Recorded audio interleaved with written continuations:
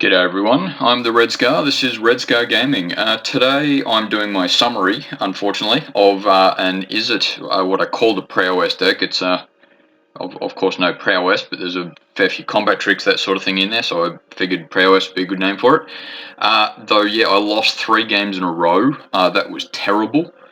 Yeah, hopefully I can learn from my mistakes here, but yeah, hopefully you can learn from mine as well, if that's the way to phrase it.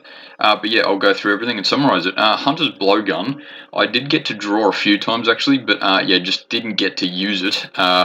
Maybe that was bad choices, because I know it is a pretty good card when it's used properly. I just didn't get much of the opportunity. I drew Tarian Soul Cleaver a few times. Probably not the sort of card that I should have had in this deck anyway, because it's a bit lacking in creatures, this deck. Though I suppose I could have generated a few more treasure tokens to make this a bit more useful. But yeah, look, I didn't play it anyway, so I suppose in this sense I don't really have an opinion on this. Eaten by Piranhas, I didn't get to use at all. I think it would have made a good, basically, removal. Yeah, had I been able to play it, but yeah, so I'm not unhappy with it. I just didn't draw it. Inverted Iceberg, I knew that it's sort of just a tempo build, I suppose is the way to say it. It's my biggest creature otherwise, but I only got to play it once, and it was a bit too late in the game to make an impact. Oaken Siren, when I drafted it, I knew that I wasn't going to rely on its ability to make mana for me, mainly the whole Flying Vigilance bit, which in that sense was pretty good, but the few times that I did get to play it, I think off the top of my head, my opponent basically destroyed target creature every time, which, yeah, I couldn't do anything about, which I suppose is bad luck. A Braid, still happy with a Braid just in general. It's a good card. Yeah, sure, it doesn't win you any games straight away, but it has its moments. I did get to use it once or twice, and it's good. I'll definitely draft it again. Ancestor's Aid. In this case, I didn't actually get to use Ancestor's Aid, mainly because I didn't have maybe the right creatures or creatures at the right time to use it. In fact, in hindsight, I was probably relying on Ancestor's Aid a little too much, because I did drop a land, and Ancestor's Aid creating a creature token, a treasure token, I mean, helps with that. But yeah, maybe I shouldn't have relied on that so much. Yeah, though I didn't have any problems with actually really getting the mana that I needed. So yeah, I suppose I'm not disappointed. Compass Gnome, I've had some success with. It's good to just sort of make sure you got the mana you needed, color of mana in particular.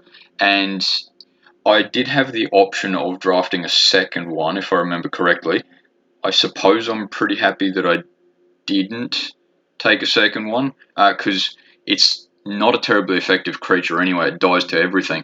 But yeah, it can chump block. Merfolk Cave Diver, didn't get to use it.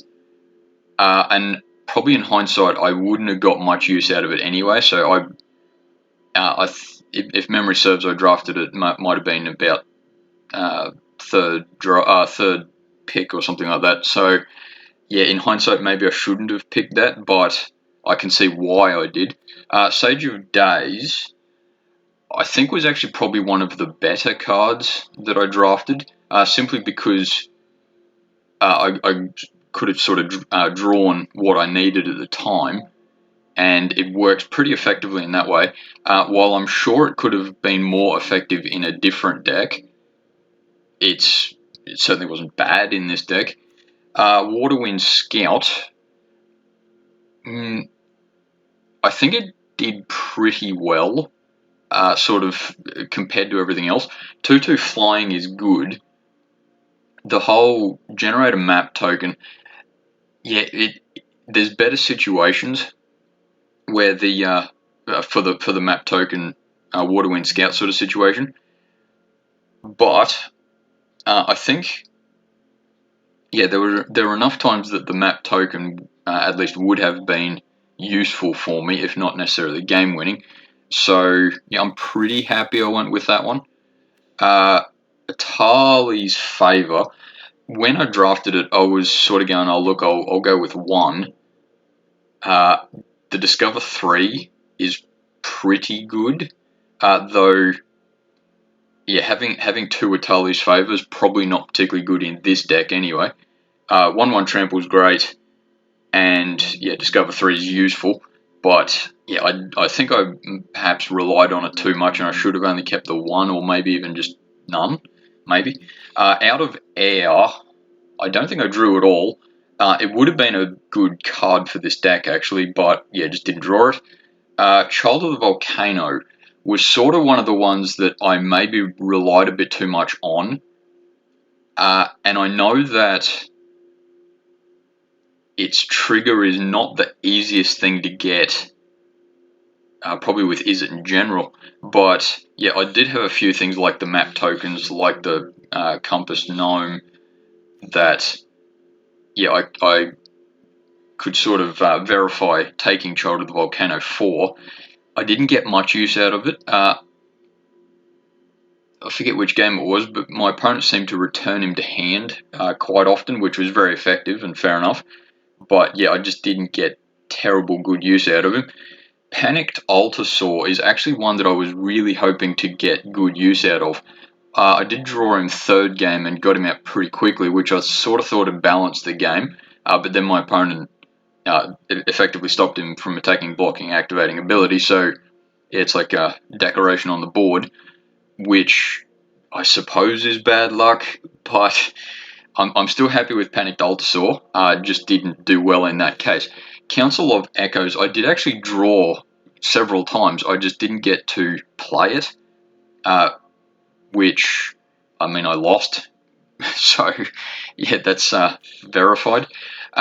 Hidden Cataract, I suppose maybe in this deck I shouldn't have had it, just because it does enter tapped, but there was no situation that I can think of that I desperately needed the land and Hidden Cataract was the only one. So I suppose I'm not unhappy. Captivating Cave, when I drafted it as well, I know that it's not going to be the first land you want to play, but if you got that 4 spare mana, it's pretty damn good. So yeah, I'll definitely draft it again at some stage.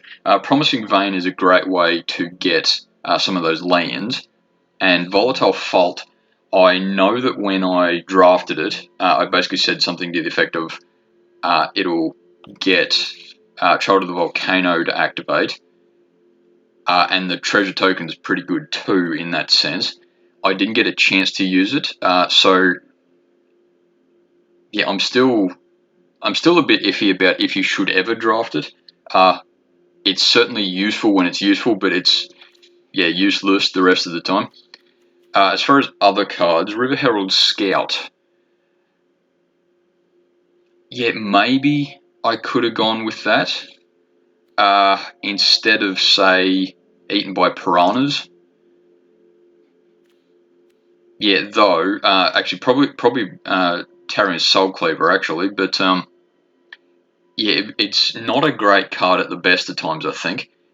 A 1/2 for 2 mana is near. Shipwreck Century is probably the one I should have gone with instead of River Herald Scout in that sense, because you do get a 3/3, and yes, it has Defender, but even if you only have a block with it, it's a pretty good way to stop your opponent from killing you. So yeah, maybe instead of Terran's Soul Cleaver.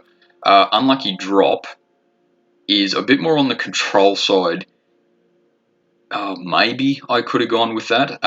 Atali's Favor. Instead of Atali's Favor is what I mean. But yeah, nothing's jumping out as far as definitely have to play. Actually, it would have been really good first game, but I mean, I didn't necessarily draw it. Alkaloid of Alcatraz, it's not great unless you build a deck around it, it's not great.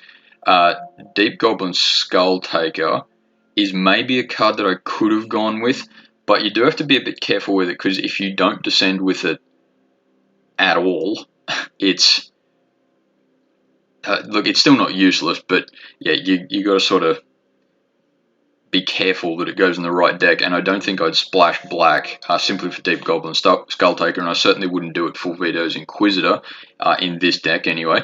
If I was going entirely creatures, I'd probably grab it, but yeah, it's certainly not this deck. Brazen Blade Master. Well, there's maybe the odd opportunity that I could have had that in an effective position, i.e. 2 artifacts, but I don't think there would have been many. So maybe I could have taken one. Let's just off the top of my head go. Yeah, probably instead of Merfolk Cave Diver, it would have been better in that sense, but I definitely wouldn't have gone 2. The Hotfoot Gnome, yeah, it has its moments, but yeah, I don't think in this deck, I'm not a fan of it.